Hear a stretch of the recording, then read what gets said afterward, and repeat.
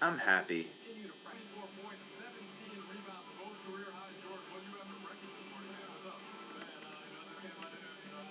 Trying to get the box score. I think I found it. So the one thing that stood out for me first is the 16 assists by Steve Blake. Those are numbers that Steve Nash should be averaging. As of late, I've been seeing a lot of Steve Nash and Steve Blake.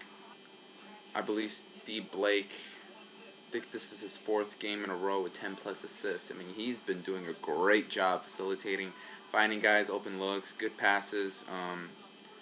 I have to research some of the turnovers, but I don't think Steve Blake's averaging a high amount of turnovers doing so as well. So that's very impressive. I just hope he can keep it up on a consistent basis. Something else that stands out, obviously, at the box score is what people are going to be talking about for the next 4 days until Friday, at least. Jordan Hill with another fantastic game. Dennis Rodman like as well. 24 points, 17 rebounds, I believe. I think he has one offensive rebound. I'm trying to look at the box score. 5 offensive rebounds, 12 defensive rebounds, 17 rebounds in total, and 24 points. 11 of 16 shooting. What I've noticed from Jordan Hill is that, especially in the first half, he was missing his jumpers. He was attempting a lot of jumpers, but they weren't falling. He used to hit those a lot last year. Now, in the second half, he was able to hit those shots. And if he can hit those shots, I truly believe he'll be a walking double-double. I see him as a 15-10 kind of guy. 15 points, 10 rebounds. And I'm not saying he has to score 15 points on just jump shots. I mean, obviously he could get, let's see, 2 or 3 offensive rebounds. That's 4 points right there. Powell, Gasol, Steve Blake, finding him easy looks. That's 3 shots right there. 3 shots, 3 times 2 is 6. 6-4, that's 10 points already. And of course Hill hitting a couple of jumpers here and there. That's 2 more points. So that's 14 points, 15 points right there. Jordan Hill is a 15-10 kind of guy if he gets those minutes. Camera was down. Should probably fix that. I fixed it. It's all good.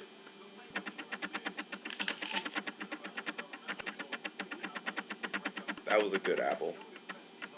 So the team altogether, I did like the way they played defense in the second half. The first half, I believe they allowed 56 points, but they shot 60%, 50% from the field, the Detroit Pistons.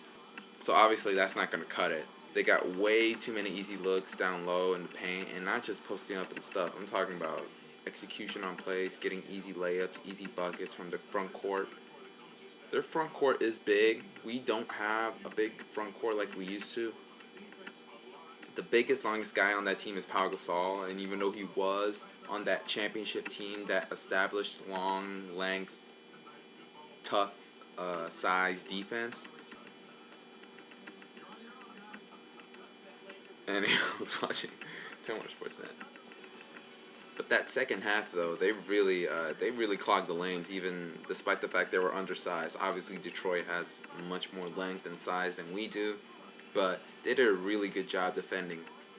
They allowed 43 points, I believe, in the second half. I don't know what field goal percentage they shot, but I know I had to have been low because 43 points, that's amazing. And what I've noticed too, I think in that third quarter, they've forced a lot of turnovers from Detroit, so that really cost them the game. So I'm really liking the way the defense has, adjusted in the second half. But obviously, there's still a lot of kinks, still a lot of things they need to work on. So even though they were obviously undersized, they still did a good job defending, especially Wesley Johnson. Wesley Johnson has been the surprise for me because that guy knows how to defend almost all positions. Almost all, because he's not going to defend the center or power forward, but he did a really good job on Josh Smith, at least making it tough for him, especially one-on-one and isolation plays where Josh Smith had to post up. Wesley Johnson defended him really well, and even when Josh Smith had to, dribble, obviously try and make plays, Wesley Johnson did a good job contesting, staying in front of him, despite how undersized he was. He's been a shocker for me because I didn't think he'd be that, useful in our games, and he's really deserved the minutes he's gotten. You live by the jumper, you die by the jumper, but the thing is, they did a good job. If their jumper weren't falling, they used pick and roll, obviously, to try and get easy looks because they actually kind of played to Detroit's strength as well, trying to get easy buckets down low. Jordan Hill, 24 points, 11 of 16 shooting.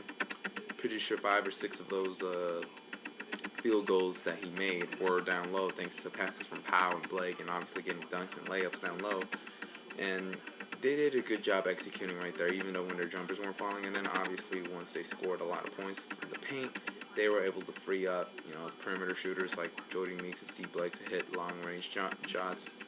Nick Young was fantastic. Pau Gasol, even though another game where he didn't do so well offensively for him, he still did a good job making plays, and he is becoming more aggressive. So hopefully that will come more as the games go by, especially when Kobe Bryant returns. So I think that's pretty much my opinion. Obviously free tacos for the Lakers. Brandon Jennings hit about 3 threes in a row. So he was this close from taking tacos away from them. I would have been pissed if I was there, but that wasn't the case. The Lakers did a good job defensively, so I guess that's when you know the defense is improving, when fans get their free tacos. You'll probably get a lot more videos about the Lakers than, let's say, football. I was going to make a video about the Chiefs and Broncos, but if it wasn't for the fact that the Lakers played today, I probably would have been making that video instead of this, but don't know my football that well.